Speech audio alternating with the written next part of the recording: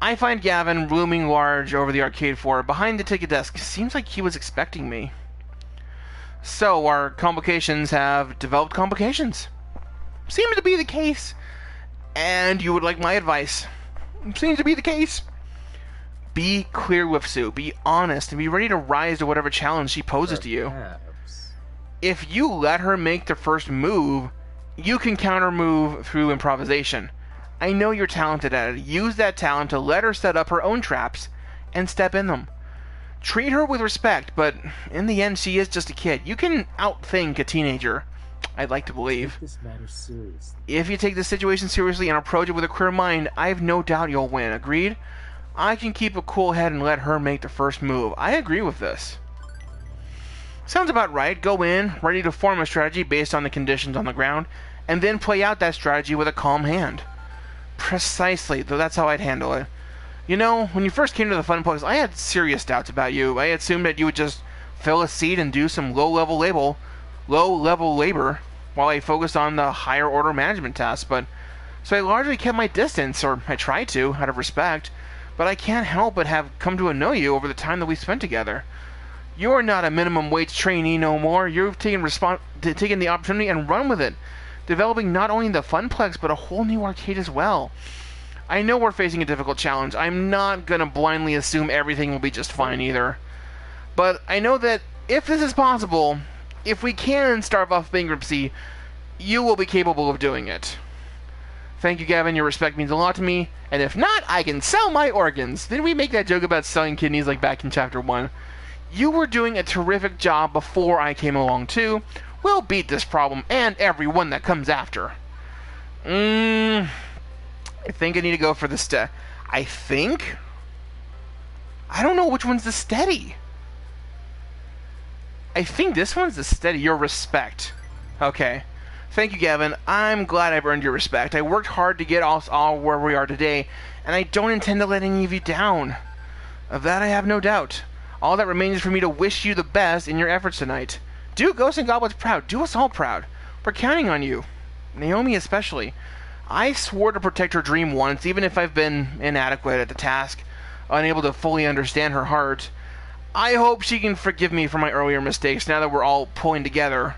I mean, I must admit a fondness. Have you told her that? No, but perhaps I should. Oh, not that I mean to distract you, as you were. I need to talk to everybody here. Naomi would be in her workshop, no doubt. I should check in with her, see how she feels about this. Looks like she's happily tinkering away with an old 1980 who-knows-what arcade circuit board. Hey, Naomi. Augie, good to see you.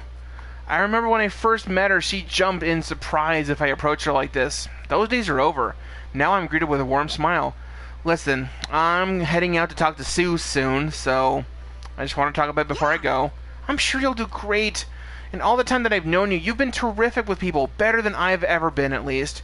If anyone can sway her to our side, it's you. I mean, look at all this.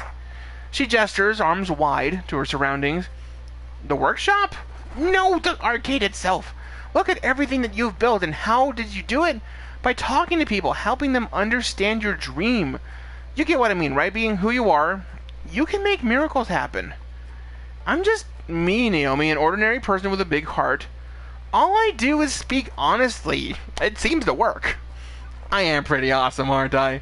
Yes, soon I will unseat Deco as master of the arcade world. All I do is speak honestly. It seems to work. I'm thinking that's the steady? Okay. All I do is speak honestly and speak true. I'm clear with how I feel, and that seems to get the job done. The question is whether or not a steady hand will be enough to convince Sue. I'm not a miracle worker. You don't have to be a miracle worker to be a solid worker. Someone who makes things happen. Don't be so humble that you downplay your own accomplishments. I know what it's like to cut yourself down a peg, scared of being too proud. It's easy to fall into that trap, so when I say that you are a great person, you take that compliment. Okay. How do you think I should approach Sue? Well, if it was me, I'm not very happy with how they ruined our opening day, honestly. I'm miffed about it. I'd probably go at him like a fireball, because I'm downright fierce. But I know that probably wouldn't work. Taking the high road is the better path. You've got a steep hill to climb here, making her flip on not only a partner in crime, but her family, so you're going to have to try to understand her heart. She kept saying that she likes her arcade, and play into that. Be kind and understanding and empathetic. I'll consider playing nice. I'm not sure about that. See, the problem is I am a kind... I don't know. I keep doing this. I mean, challenging her ego and insulting her is definitely not going to work. Playing nice makes sense. You're right. I'll consider it. Believe me, I kind of want to kick her teeth in, but I know that's wrong. Even if we're never friends, we have to at least try to understand her. I'd better get back to work. These ROMs aren't going to socket themselves. Even if the arcade ends up closing down, I'm deciding to be optimistic. You can do this, Augie. Best of luck. Oh, hey, can I ask your opinion on something? Naomi? Sure, what's up? What do you think of Gavin? Like, I know that he's a money-grubbing, game-loving stick in the mud, but, well, ever since Ghosts and Goblets and all of us working together, I don't know. Maybe he softened up a bit. I think you're a good influence on him. Do you think he'd be the kind of person to put old arguments aside and... No, we gotta stay focused. We need to save the arcade. Forget I brought it up. After a brief hug of support, Naomi returns to her work. Aww. I mean, I need to talk to everybody. But, let's see here. Oh, okay, I can't do it yet. Who would be steady? I feel Teo might be steady here. There's just one place I know I'm going to find Teo. And when I get there, he's already on stage grooving to the beat. Okay, I'm looking at my stats here. I need to find ways to do a few more... I don't know if I can overcome all of that kindliness. Maybe all this steady effort is not worth it. I don't know. He's already on the stage grooving to the beat. Oh, Teo, look at him in his dancing moves. It's like the first day I encountered Teo, not a care in the world besides the BPMs and the flashing lights. Never skip a day, do you? Even when impending doom is nigh? Even when we're about to go head-to-head? I think I might have missed a couple days when I got the flu once. But seriously, just thinking about you facing off against Deco's daughter worried me the heck out.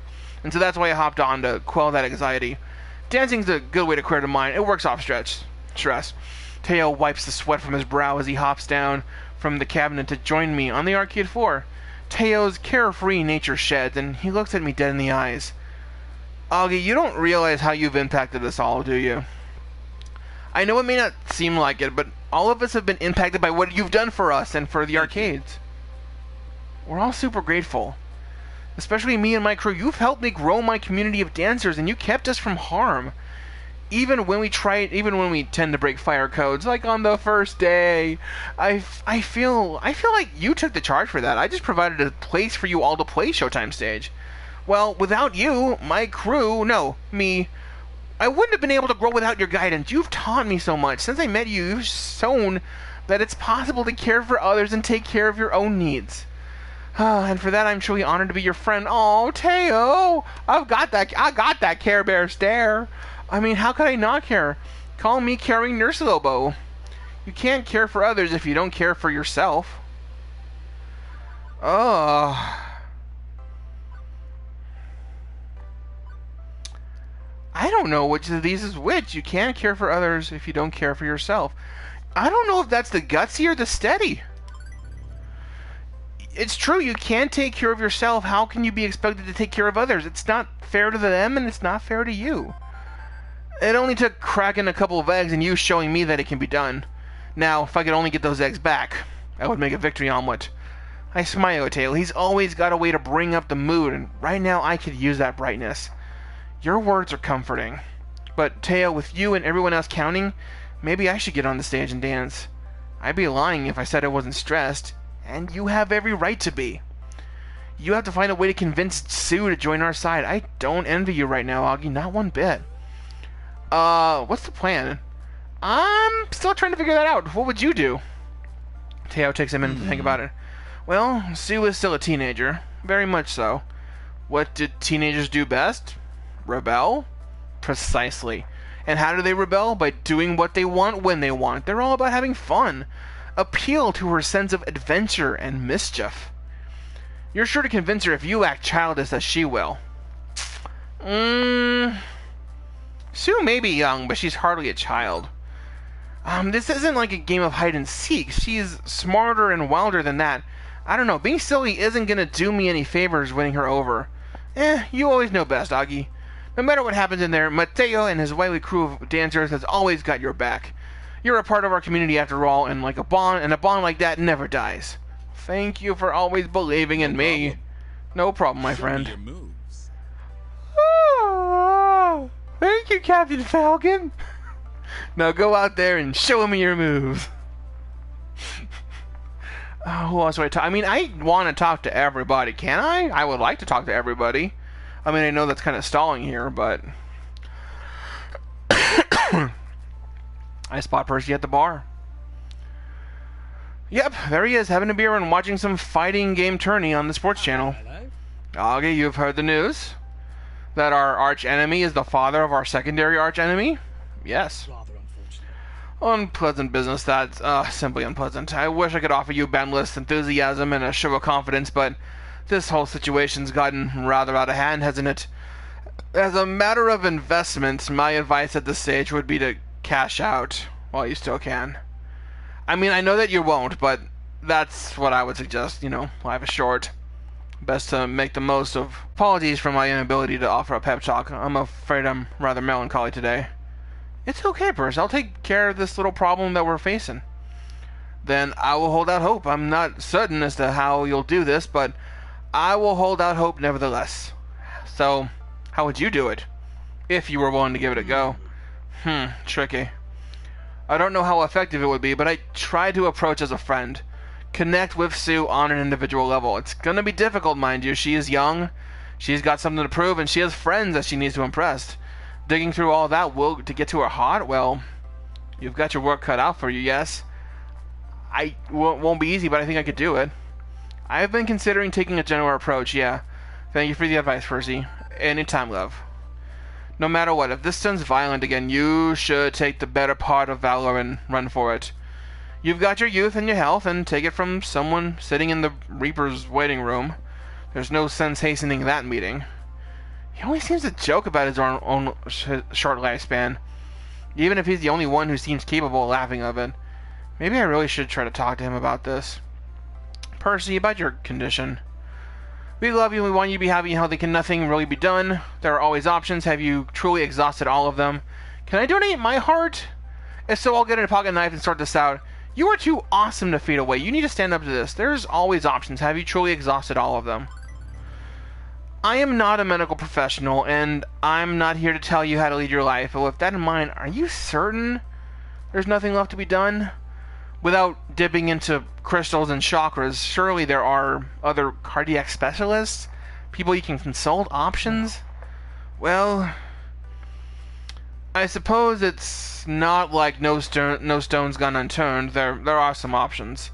I just don't see the point of taking them. It seems like a waste. I'm not all that you seem to think I am. Not compared to... So you're saying there are options? I could, maybe, possibly, and I may consider them, perhaps. But our focus for tonight should be on you, not me. Don't let my situation weigh on your mind, not at this critical moment. I will hear no more of it, understand? Fine. Lovely. Now, go out there and do right by your friends. Save Ghosts and Goblins. I've decided to hold out the hope after all. Lovely, isn't it? Okay. Who else do I talk to? Talk to Queenie? Obviously, Queen Bee is playing Fizz at Discomfort, right? I am in no way surprised to see her playing, although this time it's without the fancy rig and camera. It's just her. Come on! I hate playing against the AI. It's no challenge at all. I could do this with my eyes closed. Hey kid, jump in here, be my opponent. I know better than to do that, Queen Bee. You would pulverize me, and I'd be nothing but a human flesh puddle. Sort of like how you're gonna take down the Deco family? Huh? Queen Bee deftly hits a button combination, which officially takes out her AI enemy, removing herself from the cabinet as she pulls out her jacket, straightening it out. I'm imagining you go into Sue's hideout, you kick down the front door, guns a-blazing, yelling at the top of your lungs and challenging Sue to one final showdown. What do you think? You have been talking way too much with Ashley. Her imagination's rubbing off on you. Listen, Sue is a gamer, and we know she's got a bit of a competitive streak, right? Be confident and throw down your best bullshit talk. She won't be able to fight against it. She'll easily see that we are superior to Daddy Dearest. Well, I can show her our first-rate moxie, that's for sure. You're right. Once Sue sees my guts, and hopefully not my literal guts, she won't be able to do anything but side. Ah, kid, I believe in you. As one of the 4 heavenly kings, I endorse you. In fact, I wouldn't have furthered my career as a pro gamer if it wasn't for you. When you first showed up at the Fun Plugs, I thought you were going to be easy fodder for me to crush beneath my heels. Is this supposed to make me feel better? Hold on, let me finish. But as I got to know you, you weren't just another fan, you're a friend. And sometimes when I'm frustrated, I look to you for inspiration. But I'm just Augie. Not bad. Yeah. Right? Watching you overcome your fears and fight for ghosts and goblins, it makes my soul burn. And it makes me realize that I can overcome anything too. Even my most hardcore battles. So when you get in there tonight, don't have any doubt. You are a fucking badass person. And an even more badass friend. Oh, I cherish you as a friend too. Now to convince Sue that I'm a badass. There will always be doubts. Even if I'm awesome. Alright, so that's the gutsy. I cherish you as a friend too. That's the kindly. Now to convince Sue I'm a badass. There will always be doubts, even if I am awesome. No matter how much of a badass I am, it's only human nature to have doubts. And by listening to them and using them as an advantage, that's how I'll survive. Sure, kid, say the sensible thing. Next you're going to tell me that wearing sensible shoes for tonight's meeting. So what if I am? I knew it. But seriously, I know you, and you're gonna kill it tonight, okay? Okay, I can't handle any more of this mushy friendship talk. It's gonna ruin my reputation as the most radical person here. We can't have that. I don't think anyone believes you are less than radical. Thanks, kid. Now go and do your thing. Oh, and don't forget to kill him dead. As I'm about to retort, she beats me to it. I meant that literally, not figuratively. Ta! Ta! Well, the only one left is Juniper. Juniper's having some lemonade at the bar. Uh-oh. Granted, she's sort of hate-sipping it, clearly looking frustrated. This whole situation is total poop butts! She lets out a heavy sigh as I approach. That sucks. You had just dug yourself out of the hole that your life had become, and now you're gonna lose another arcade? It sucks. It's not lost yet. But it's not like you have a total plan for how to save it, right? Other than go talk to someone who may or may not help. It's as much of a plan that I'm gonna have. And right now, it's as good of a plan as we're gonna get. If you were going, how would you handle this? Well, I guess there's 2 tricks that I would try. 1, she is a teenager, a rebel to the core. Be a rebel, a dissident, a class clown. Connect with her on that level and make her feel you're wild too. And she's a teenager, right? I remember being young and stupid. Let her make a mistake. And then outthink her, keeping calm and using that to react to her moves. I guess there are wildly different ideas, but hey, one of them will work, right? I could outthink her, sure. When it comes to strategy, I've got more experience under my belt. I can outthink her, should it come to that. Exactly. Definitely. You know, I'm proud of you. You've come so far from the global family curse days when you would blame it all on fickle fate. Instead, you're diving in and trying to strangle fate with its own strings. I want you to know, win or lose, I'll still be here. I'm your best friend, arcade or no. And even if you lose this place, you'll always have a home. I will make you pizza bagels and a shoulder to cry on. Oh, all the cartoons I can watch too? You are my best friend too in that one. I haven't lost yet, and I don't intend to.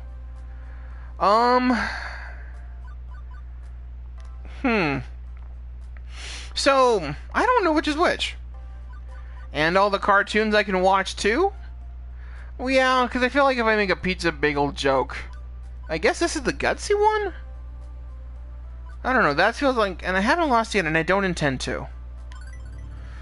I haven't lost this fight yet, Juniper. I put the microwave on hold. We're having tacos when I return victorious. Proper tacos. Woo, I'm down for victory tacos. Yes, victory tacos sound delicious. Okay, I am sufficiently cheered up thanks to your infectious spirit. But now get out there and go, let him have it, Tiger. Whew, okay, well, Nope, that's everybody. So, I think I'm still stuck with kindly, but I definitely ump. No sense putting it off any longer. I talked to everyone that I wanted to. I gathered as much information as I could. I'm just kind of delaying the inevitable at this point. It's time to do this, for the sake of my future, my dreams, my friends' dream, and Ghost and Goblet itself. I take Ashley's hand in mine as a soft smile curls my lips. We're ready to depart to face our destiny together.